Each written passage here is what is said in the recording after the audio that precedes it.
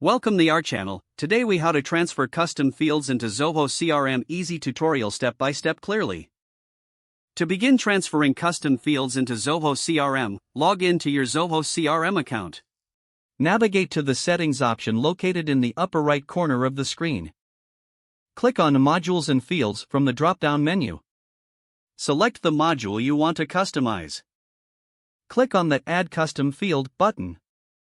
Choose the type of field you wish to create, such as text, number, or drop-down. Fill in the required details for the new custom field. Make sure to label the field clearly for easy identification. Once you have entered all the details, click on the Save button.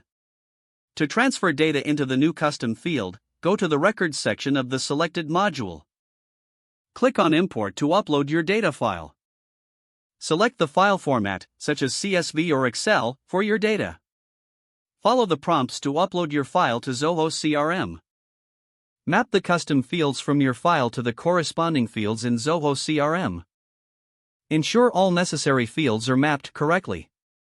Review the import settings and make any adjustments if necessary. Initiate the import process by clicking on the Import button. Once the import is complete, check for any errors or incompatibilities. If any errors are present, follow the provided instructions to correct them. Review your records to ensure that the custom fields have been populated correctly. You have now successfully transferred custom fields into Zoho CRM.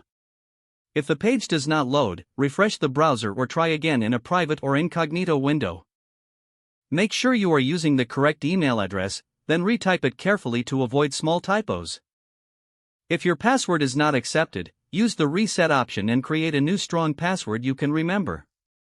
Check your spam folder for verification or security emails, then complete any requested confirmation steps.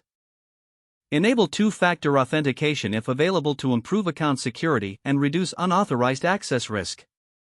After signing in, review your profile details so your contact information and settings are accurate and current.